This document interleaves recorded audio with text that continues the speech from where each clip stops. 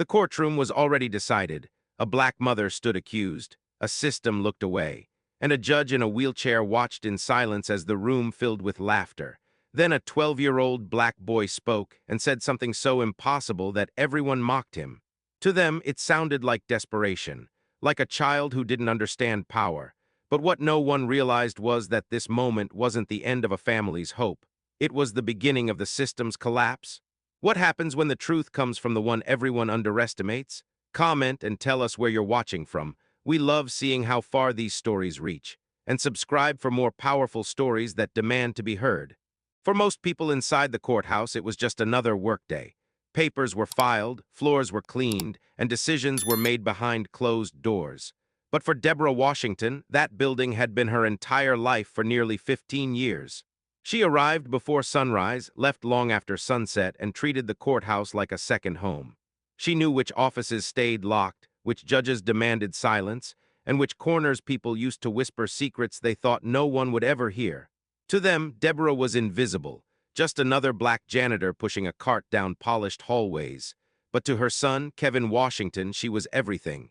Kevin grew up watching his mother work harder than anyone around her, never complaining, never cutting corners.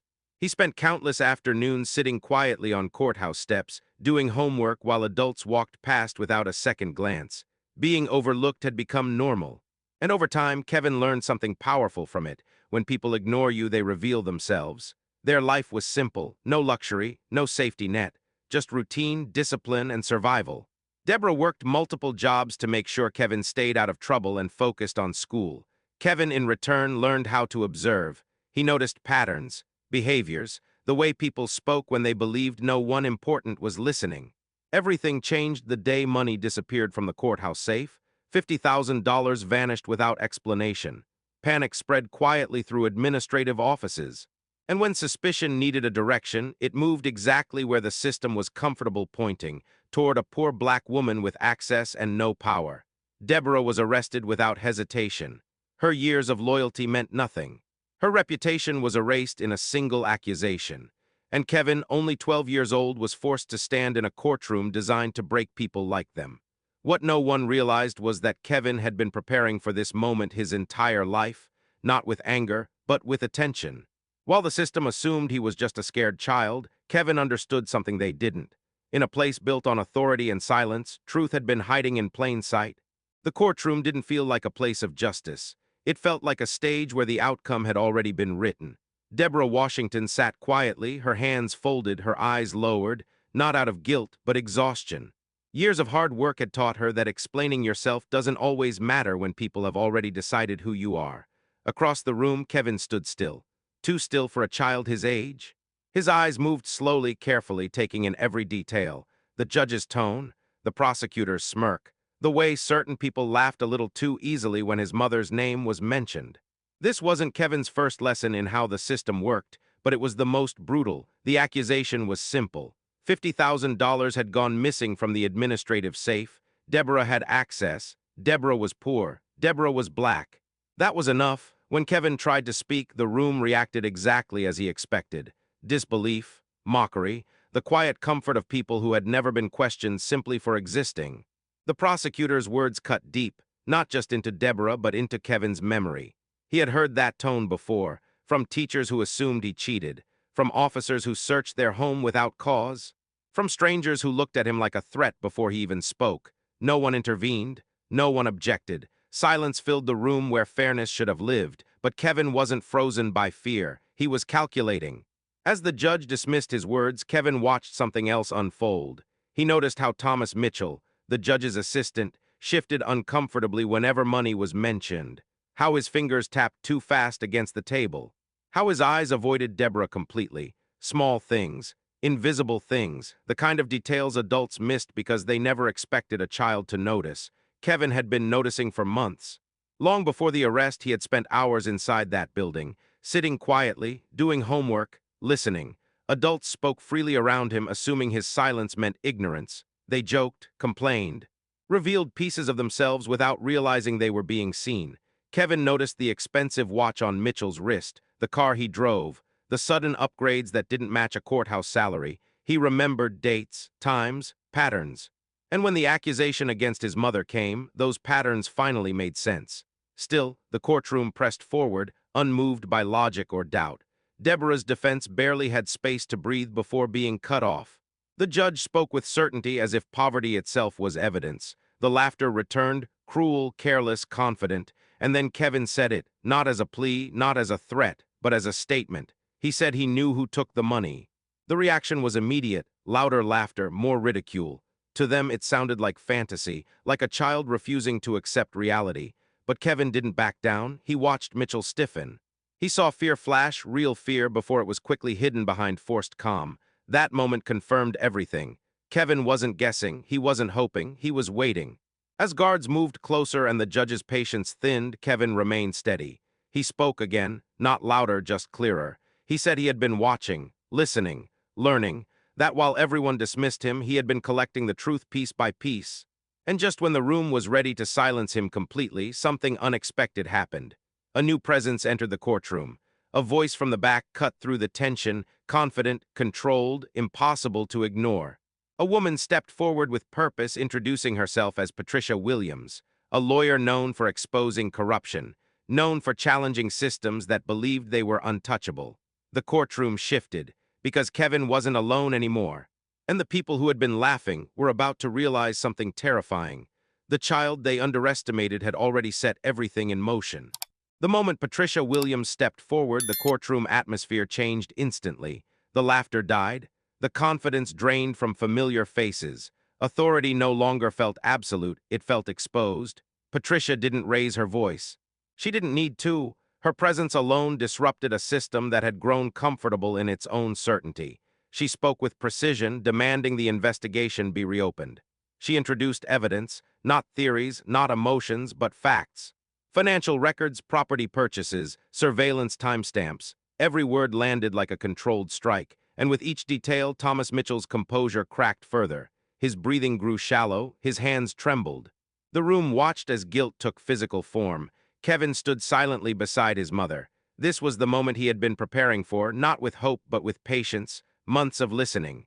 Months of watching adults reveal who they truly were when they thought power protected them. Patricia asked Mitchell to explain how someone earning a modest courthouse salary could afford luxury purchases, a high-end car, and a house paid in cash. He couldn't answer. Silence became his confession. Then came the recordings. Kevin revealed what no one expected, a digital record of private conversations, racist jokes, biased assumptions, open admissions that Deborah had been targeted because she was easy to blame, because no one thought she mattered enough to defend. The courtroom filled with gasps as voices echoed through the speakers, voices that once laughed freely behind closed doors. The judge sat frozen. For the first time, Judge William Carter wasn't in control. Every word played back stripped him of authority. The mask of professionalism collapsed, replaced by fear. Cameras flashed. Reporters leaned forward. The room that once mocked a child now watched him in stunned silence. And then something extraordinary happened. As Carter struggled to process the collapse of his career, his body reacted. A subtle movement, barely noticeable at first. A shift in his legs, a sensation he hadn't felt in 8 years. Confusion spread across his face as he looked down, disbelief overtaking arrogance. The courtroom held its breath. Kevin noticed. He didn't smile. He didn't speak loudly. He simply watched as the impossible began to unfold, not as a miracle but as consequence. Medical experts would later debate the moment. Stress-induced neurological response. Psychosomatic paralysis reversing under extreme shock. But in that room the explanation didn't matter. Judge Carter tried to stand. His legs trembled violently as he pushed against the table, struggling to rise. Gasps rippled through the courtroom as he lifted himself, unsteady, exposed, powerless. Cameras captured every second. The man who once dismissed justice now stood facing it, physically upright and morally ruined. Kevin finally spoke. Not in triumph, not in anger, but with calm certainty. He reminded the room of the promise they laughed at, and in that moment everyone understood the boy hadn't threatened power. He had revealed it. The ability to walk again wasn't a victory. It was a punishment. As Carter stood there shaken and broken, federal agents moved toward the front of the courtroom. The truth was no longer contained. Careers were ending. Arrests were imminent. And just as the weight of it all settled in, Kevin looked forward, knowing this wasn't the end. It was only the beginning of accountability. The courtroom that once echoed with laughter was unrecognizable just days later. Judge William Carter resigned quietly, his recorded words replayed across national news screens. The man who regained the ability to walk lost everything else: his position, his reputation, and the respect he once wielded without question. He could stand now, but he stood alone, exposed by the very system he believed would always protect him. Thomas Mitchell was arrested and later sentenced for embezzlement and financial crimes. Investigators uncovered a trail far larger than anyone expected: years of theft, hidden behind privilege and silence. The truth, once revealed, moved quickly, and for the first time it moved in the right direction. Deborah Washington was cleared of all charges, not quietly, publicly, her name restored after nearly being erased. She returned not as an invisible worker, but as a symbol of resilience. Years of loyalty had nearly destroyed her, but dignity and truth gave her something the system never offered: justice. Kevin Washington returned to school a different kind of child, not hardened, not bitter, but aware. His story spread across the country not because he sought attention, but because the world needed to see what happens when truth is underestimated. Scholarships followed, interviews followed, but Kevin stayed grounded, guided by the same values his mother taught him: observe carefully, speak truthfully, and never confuse revenge with justice. This story wasn't about a miracle. It was about accountability. It exposed how easily systems fail when bias goes unchecked, how quickly laughter replaces empathy, and how often injustice survives because people assume silence is safety. Kevin didn't win because he was louder. He won because he was patient, prepared, and brave enough to demand truth when everyone else chose comfort. Stories like this aren't rare. They're just rarely heard. The question isn't whether injustice still exists. It's whether we're willing to listen when it's exposed by voices we're taught to ignore. If this story moved you, share it with someone who needs to hear it, and subscribe to Black Community Struggles for more powerful stories about justice, truth, and our community's fight to be seen. And don't forget to hit the like button. Your support helps these stories reach the people who need them most.